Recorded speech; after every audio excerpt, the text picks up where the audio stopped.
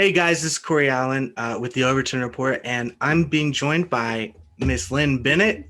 She is a conservative state representative for District 114, and I'm super excited to have you on. Thank you for joining us. Thank you for having me, Corey. I watch your videos and I find you to be very bright, and I hope you just stick with it and keep spreading the conservative message. We need more young people doing that for us today. Yeah, I mean, that's really my entire goal was just to kind of be the person that they throw pies at so that other young people and conservatives could stand up and do what they needed to do. So I think I'm succeeding in that because I get a lot of pies thrown at me. So I'm sure you do That too. means you're doing something. Oh man. So the first thing I really want to talk to you about is this recall bill that you are kind of spearheading. For those who don't know, South Carolina is a state that does not allow for a recall election. Many other states have that ability. We see it in California right now with Governor Newsom. They sign a petition, it gets a certain number of verified people signing that petition, and then they can go into a recall effort and remove the person who's being tyrannical. We have a lot of need for that, I think, in South Carolina. So can you kind of take us through that, the specifics of what you would like to see happen with that bill or a bill like it? Well, I introduced the recall bill as just another tool of accountability for elected officials. At some point, there were these petitions going around. These. Mm-hmm. I don't sign them because all they are information gathering tools. They don't do any good here, and you can do all the petitions you want to ask someone to resign, but in South Carolina, they're just not going to. They don't have to, unless they're charged with something or they've broken the law and the governor can remove them. We just have to find ourselves living with elected officials who want to ignore us. So my goal with this was to put another tool on the table so that representatives would have to pay attention to us, because we do elect them to represent us. And I think many forget many times that that's the purpose of them being there. The bill will only cover state elected officials because federal officials are covered under different rules and regulations. So it would be anyone from the governor down to a municipality that is an elected state official. It's gonna be a hard hurdle to get over because I'm asking legislators to vote against their own interests. And, if I'm willing to do it, I can't understand why they're not willing to do it. So I just need a grassroots efforts to, and I know it's going on. I know there's people calling and trying to get their legislators to sign on and to support the bill. It's in judiciary, and judiciary is a place that gets 70% of most of the bills that come to the House go to judiciary.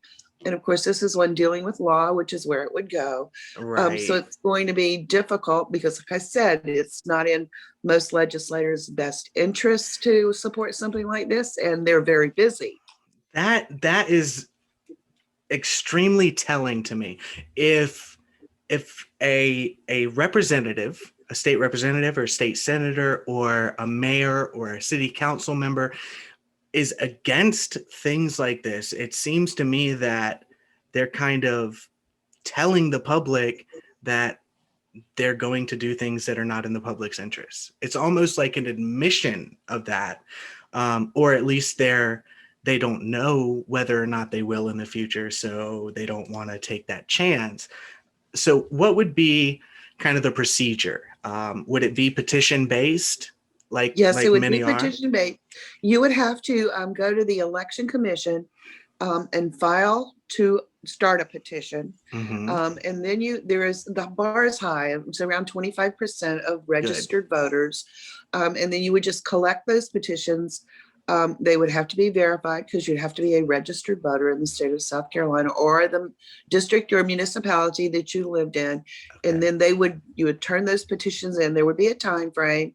You collect them within a certain amount of time. You turn them in. They get verified. But you can verify them before you turn them in. It's not hard to look up a voter and make sure that that person is a registered voter. And then if they have the proper signatures within the proper amount of time, they can call for a recall election. Basically, what you would be doing is going in and voting yes or no against a person that you filed a petition against. Okay.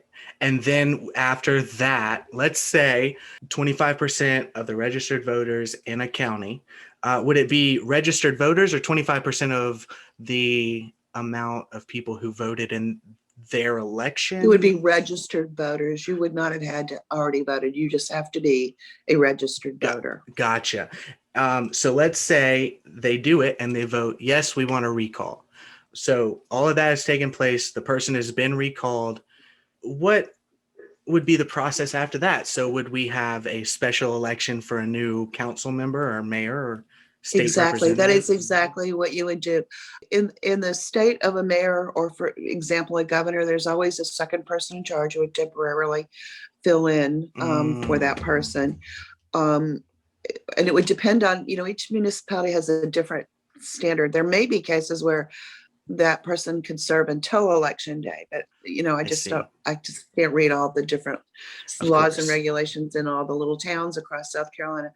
And then we'd have another special election, and people could go out and vote for a new person to fill the office that they've just asked for a vacation on. That just sounds so basic to me. It sounds like such a basic thing that needs to be available to the voters, because you vote mayors in for 6 years, and let's be real, voters have a very short attention span, especially when these politicians work with the media to bury certain things. These things count on that short attention. They count on it. They really do. Oh wow, you're getting me worked up. So what can we do then? What can we do to help with this? You said we need to call our representatives and email them and tell them, what is the number of this bill? It's 3256. All right. So the recall bill is 3256. So if we were to email and call our representatives and say, you need to sign on to 3256, this bill is extremely important. Please work for us instead of against us. That would be a big help.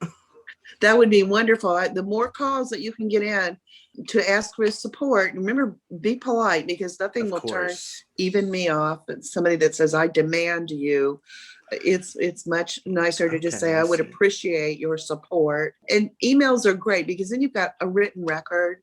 Sometimes when you call, you can go through a receptionist or a secretary or legislative assistant. So if you email them, if you email them, there's a record there, and we do follow them. I mean, I do know that I get 50 emails on a subject, and 3 of them are for it, and 47 are against it, or something. So, I do know. Right. We do pay attention. Mm-hmm. A representative in action, representing your constituents. That's amazing. Awesome. So that's great. We're gonna start focusing on this, especially in the coming weeks. So I think that this is very important. I know there's been a lot going on with the constitutional carry and all of these very headline inducing issues in the South Carolina State House, but I think that this is as important, if not more so, than any of those personally. Right. Because you're right, they don't listen. They laugh at a petition. They laugh because they know you can't do anything with one, so I agree with you. I agree. I think this is important. And to get back to the constitutional versus open carry, I understand the issues on that, but I think the more important bill is a bill that would protect us from the confiscation of our weapons by the federal government. And I wish we would focus on that, because it doesn't matter if you keep it in your house or you conceal it or you carry it. When they come to get them, they don't care what classification it is. And that's the classification I would just like to protect. That's true. Especially in these extremely liberal states, you'll see these red flag laws going very south very quick. That's a whole nother discussion though. I want to talk about the emergency power bill. It's H3443. So this is kind of an attempt, and correct me if I'm wrong, to kind of rein in the governor's ability to constantly, one after the next, declare states of emergency consecutively. Is that right? Yeah. Yes, just to arbitrarily keep renewing it without justification. So what we want is a process of accountability. You Hmm. know, we understand that there are going to be emergencies where we need to do that, but everybody needs to be accountable. It's not that I don't think the governor has done an awful job. I think he could have done a better one, but some states are in a Hmm. lot worse shape than we are. I wish That's we were true. more like Florida, but we're not. But we're doing fine and we're going to get there. But just to arbitrarily continue on the Emergency Powers Act, it was concerning to many of us. And then, of course, we had to be careful that in a serious emergency where legislators could not get back to Columbia, because that's the only place we can do this, unfortunately, that we could get a majority of enough folks to be able to make a decision to be able to Hmm. get up there.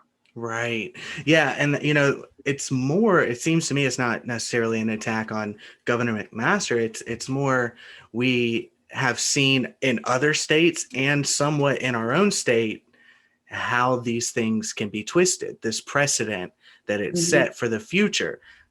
So we can have the discussion about whether or not we should have been in a state of emergency. And a lot of people don't understand this, but when an executive declares a state of emergency, it does have an effect. It's not just a word that they get to, or a phrase that they say that gets everybody Exactly. afraid. It opens Mhm. up funding. It opens up the ability to borrow in different ways, and National Guard troops here or there. It Law gives. enforcement powers, Mhm. everything. Exactly. First So it is important. responders, everything gets sucked up into an emergency declaration. So it's very important to get it right. You're Hmm. absolutely right. So where are we at on that bill? Is it It has clear? passed the House and it's in the Senate. Right. Um, and they're a more deliberative body than we are. So they take a little longer. I haven't actually followed up to see where they are on this. I mean, they're Hmm. just because we've had so many bills in the House that we've been trying to Right. get done as well. And it's been a very busy time up there. But Oh, I if know. you want me to check on that and send you a text, I'd be more than happy to. Oh yeah, that would be great. One of the other members of the Overton group was speaking in Hilton Head alongside Tom Davis, and he is all about this bill. He was talking Mhm. about it, so it does seem like, at least from what he was saying, there is some traction there. But definitely, if you could check on that for me, I would love to know. I think it'll go through, though. I mean, I think it makes a I lot of think it will. sense. It makes a It's a lot of good bill. sense. It's a good bill. And I know there were discussions between House and Senate before we even got into session on what this bill should look like and what we should do to deal with this concern. So I think it will get through. Like I said, it's just been we shut down all of last year. And so we lost a lot of opportunities for a lot of Mhm. things. And besides dealing with what we have to deal with this year, we're trying Yeah. to catch up with what we lost last year. It's true. It's Hmm. so true. So, that actually is perfect because it brings me to the next issue I want to talk about. A lot of us have lost a lot over the last year, and it seems like these locales, these counties or cities, Charleston is one of those for sure, have kind of, it almost seems at certain points, taken advantage of this emergency that we're in and have passed these mandates, these mask mandates. Charleston is one of the most harsh ones where it doesn't matter if you're walking down the sidewalk, riding a bike down the street, you have to have a mask on your face. And a lot of people, when the governor came out with his executive order, a lot of people were very confused. A lot of people were saying, well, this obviously means that the local governments have to end their mandates. And then the city's lawyers were saying, no, this actually is encouraging us to keep our own mandates. And upon further review, it seems like it was written that way, and different parts said different things. But in the end, it does seem like he has given the go ahead for these locales to use this as a revenue gathering item. It's frustrating. We run into things in South Carolina because we truly are a liberty state, and it doesn't always seem that way, but we have this thing called home rule. And so when we issue orders, we defer to this home rule. We think that the government closest to the people is best. And it's not a bad idea, except when you get into situations like we're in and other towns. And you can look across the state and you can see towns have released their restrictions and towns have tightened their restrictions. We're all in the same state. We're all in the same area. I don't understand the differences with why here we can have a very strict mandate and you can go down the street to Somerville and they're just like, you wouldn't even know anything was going on. And that's the problem with the home rule thing. It's a double-edged sword. Exactly. We love it till we don't, is what they'll throw it at you when it benefits you, and then they'll complain about it when we need a state, standard on this. It would actually make that a lot better. The home rule is if we could recall people for, amen, pushing it too far. Accountability. Exactly. I don't have a problem with that. I do have a problem with the fact that we are using a non-law enforcement entity to enforce a law made by. I have a problem with that because these people have not been trained in any law enforcement. They are violating people's constitutional rights constantly. So I'm going to do a couple of things. One is I'm going to introduce a bill that will not permit non-law enforcement entities to be put in charge of enforcing a law enforcement thing. And this is a law enforcement thing as far as I'm concerned. And I'm not being critical of the people in that department. They just don't know what they don't know. I mean, there's people out on the streets have been given a lot of power. Yes. And they don't understand it. They don't understand what they've been given because they haven't been to any law enforcement training to learn about civil and constitutional liberties. Wow. So in the future, we're going to curtail that. It hopefully won't ever happen again. I want to create a bill, and this is not the easy part, but when there is an emergency called, the home rule has to take a back seat. And what the governor says has to be, I guess, the law of the land under an Emergency Powers Act. What I've been waiting for, besides trying to figure out how to do that, what I've been waiting for is for the Emergency Powers Act to get through both chambers before I do that. Right. That would be a good idie because it also, like you said, with the Emergency Powers Act, you would have accountability. Right. That's interesting. I'd like to take a look at that. That's great to know that, and that really is the thing. It's the fact that they are not sworn officers and they have never been given this type of power over individuals walking down the street. This is absolutely in Charleston.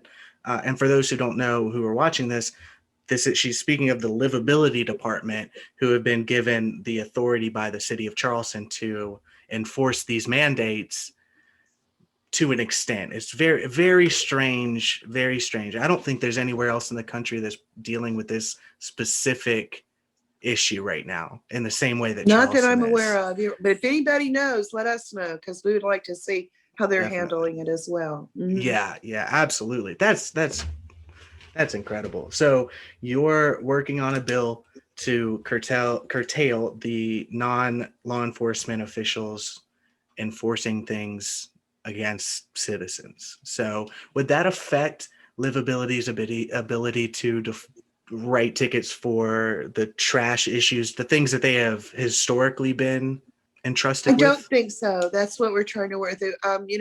Because if you don't take your trash, they can take your trash and charge you for it.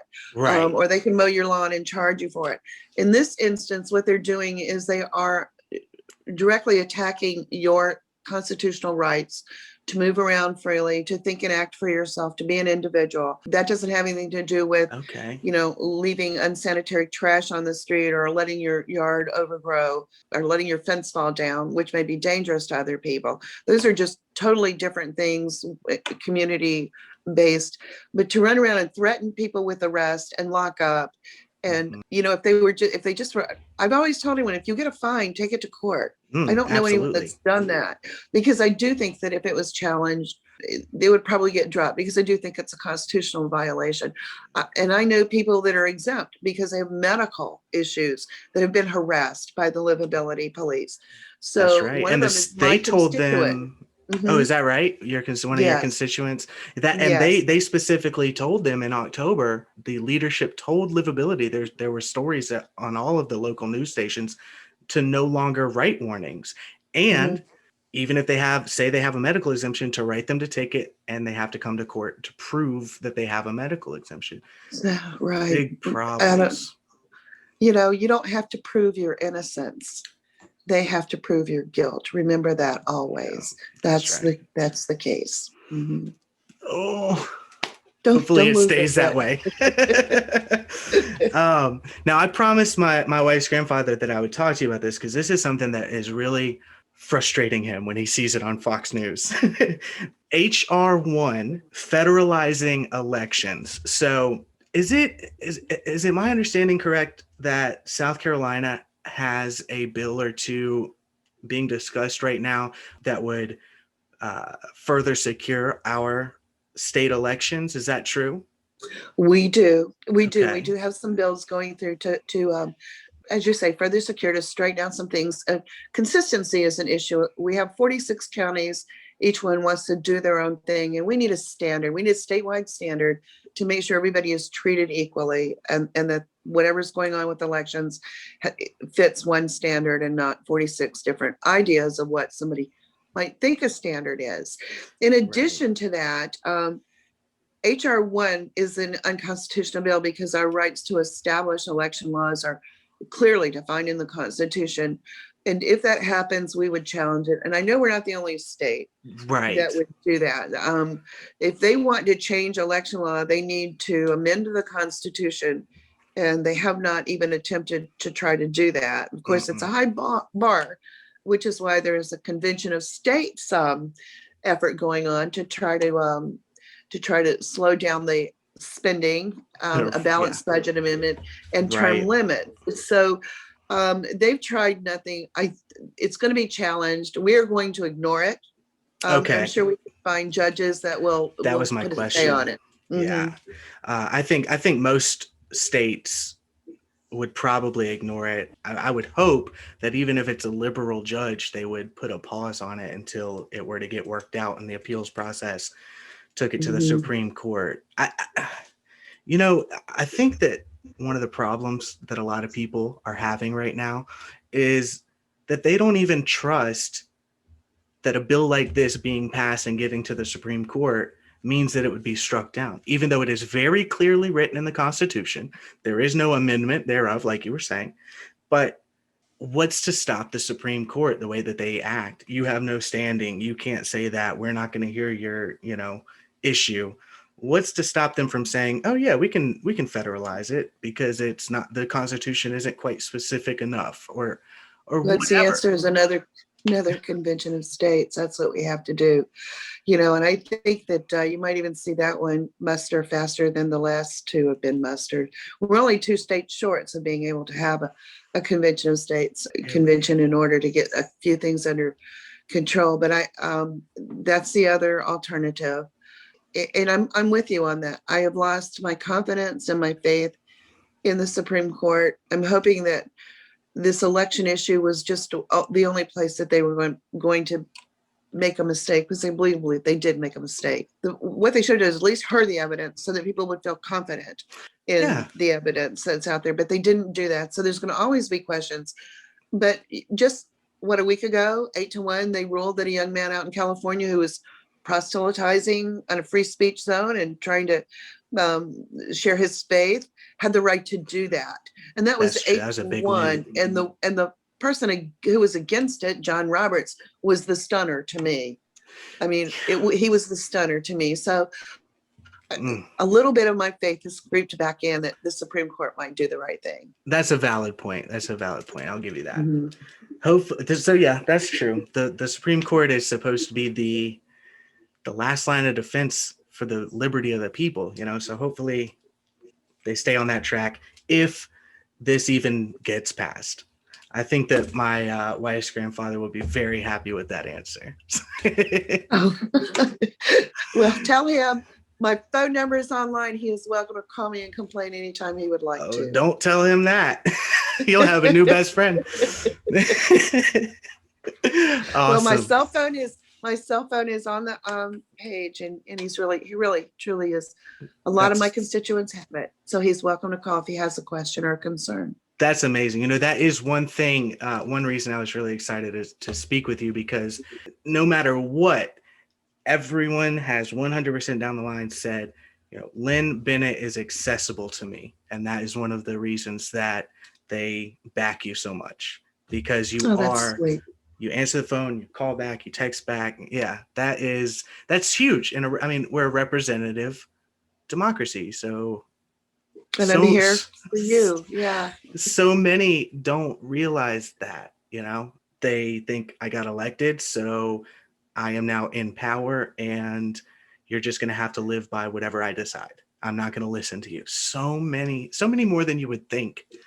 It's a shame. And that would be a shame, because I'm here to serve you. And I can tell you that, you hear about bills, you hear about what we do in the House, but I can tell you that probably about 80% of what I do, because we're only in session 4.5 months, has to do with constituent services. So, people that are having trouble with government, state agencies, even the city of Charleston, sometimes I can help to, although they don't listen to me very often, I can sometimes call and get some help. But if you are having a problem with a state agency or a state issue, a pothole, a tree falling on your house that belongs to the state, you'd be surprised what I hear about. I'm sure.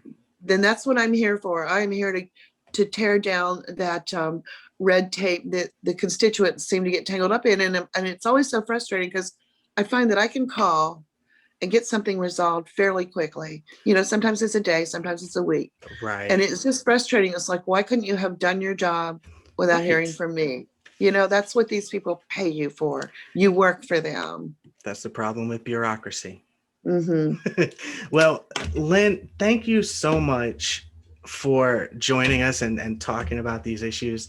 I really appreciate it. And I know that the people who are going to be watching this are going to really appreciate it as well. Is there anything else you'd like to add? No, today's my husband's birthday, so I'm going to take him to dinner in a little while.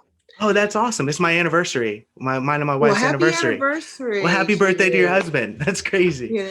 Yeah. Oh, wow. Awesome. Well, you guys enjoy your night, and I'll talk to you soon in the future, hopefully. You keep it up. Work hard. You got it, my friend. Thank you.